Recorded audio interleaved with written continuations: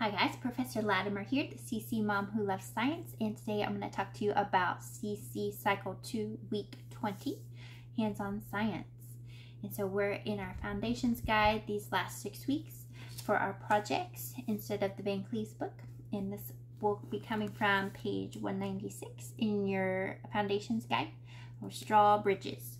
So, I also would recommend Nicole Liam's science script. You can get these from CC Connected, and she's got some good illustrations of some different types of bridges. Another idea is you could get a book on bridges from the library if it has some good pictures of different types of bridges.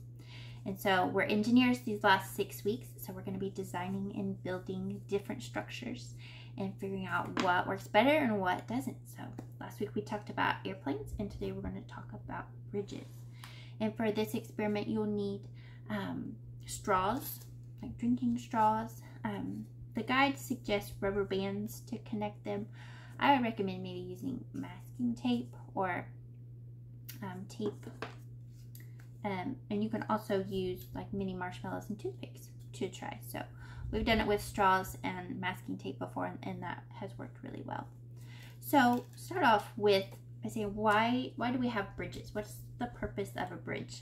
And get the students' thoughts about them. So they help us travel across like a river, or like a ditch, or a canyon, or over another road. You go to a bigger city, you'll see bridges of roads, of highways, you know, sometimes multiple levels over each other. So we have a bridge to help us get over something safely. And so how do engineers design bridges, and why do they design them a certain way, and what are the different ways that you could build a bridge? And that's where you could pull out, you know, your library book of different designs, or just show an example. We have a beam bridge, so you could just have, you know, a beam crossing, you know, say a river, and if it's long enough, or you know, if you put a weight down in the middle, it's gonna, you know, bend and possibly break your bridge. So a beam bridge has supports at different intervals across to help support it and keep it from bending and buckling like that. Another really good type of bridge is a truss. And one thing you talk about is what are the different shapes you could use to make a bridge. And I think there's a YouTube video out there talking about how triangles are the strongest shape. So I've just kind of taped one into a square shape and one into a triangle shape. And so why do you think we would use triangles instead of squares? And so when you push on a square, you know, you put that weight. If a car was trying to drive across this bridge and you squeeze it, it compresses very easily, and it also is not very stable this way. But if I try to compress on the top of a triangle, it's a lot sturdier. You don't get that buckling at the top, and it doesn't twist side to side.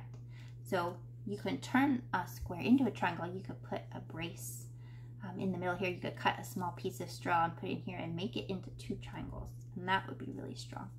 So that might be something interesting to talk about, is why is a triangle shape stronger than a square? So that's what they use for trusses.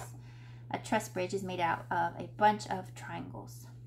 You also have arched bridges, and the Roman aqueducts, they use arches for their bridges.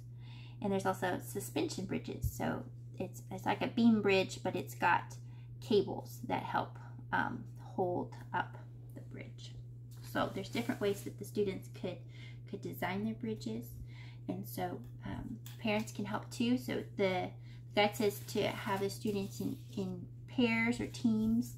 So depending on how big your classes are, or if you want to combine classes and have different teams, that way you could do that. But just have them experiment. So give them all, you know, their supplies, and you can have books, or you could have 2 chairs spaced a certain distance apart. And so everybody has to kind of build their bridge to go across that same distance. So, you know, we tried, you know, what's one straw, how strong is one straw, But if I, taped 4 straws together, would that be a lot stronger? And it is a lot harder to buckle this with 4 straws versus just 1. So how can they incorporate something like that into their bridge? And then on week 24, you will be testing them. Either put like maybe a cup with some coins in it to see how much weight it can hold. You can really use anything for weights. Either put that on top of the bridge, or if it's not very flat on the top of the bridge, maybe you could attach a string and with like a cup, like a Dixie cup, and put the coins in there so it kind of pulls down from underneath, as a way that you could test your bridges and see which one can hold the most weight. So that will be fun. There's some vocabulary you could talk about. You could talk about the different forces: compression and tension. So compression is when you're pushing down on something, and tension is kind of a pulling force. So your pulling force is going to come at your ends of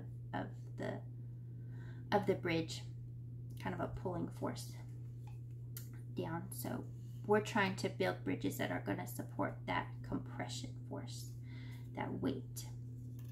So that is all I have for Cycle 2, Week 20 experiment, and have fun with this and fun building your bridges.